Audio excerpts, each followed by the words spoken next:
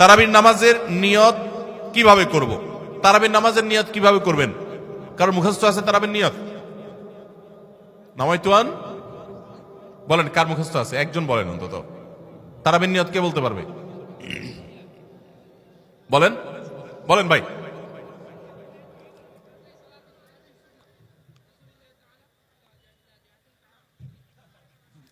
মাশাআল্লাহ মাশাআল্লাহ, এই ভাইয়ের পুরস্কার দেওয়া উচিত।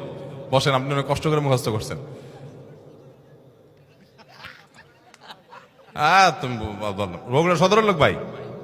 কালু কাহালু। আচ্ছা ভাই, তারাবির নামাজ বা যে কোনো নামাজের নিয়ত জরুরি। নিয়ত ছাড়া কোনো আমল হবে না। কিন্তু নিয়তটা হলো মনের ইচ্ছার নাম। নিয়তটা কিসের নাম? আমি ভাইকে দিয়ে নিয়তটা কেন শুনছি সেটা আপনারা জানেন? জানেন না আপনারা? আমি ওনাকে দিয়ে কেন শুনলাম বলেন তো? কে বলতে পারবেন? কে বলতে পারবেন না?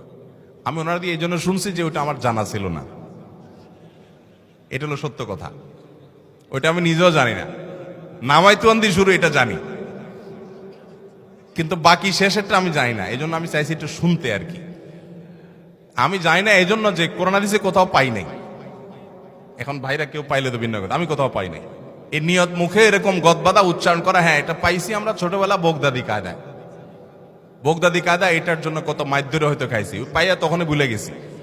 এটা পরবর্তীতে কোরআন হাদিসে যেহেতু পাই নাই, এই জন্য আর আমরা ওটা মুখস্থ করি নাই। ভাইরা আমার, নামাজের জন্য এরকম নামাইতুয়ান, এরকম গদবাদা যে দোয়া আমরা শিখেছি, এগুলোর কোনোটি কোরআন বা সুন্নাহর কোথাও আমরা নিয়ত করব মন থেকে যে আমি তারাবির নামাজ পড়ছি, বাস এটা আমার ইন্টেনশন আছে, নিয়ত আছে, মনে আছে, এটাই যথেষ্ট।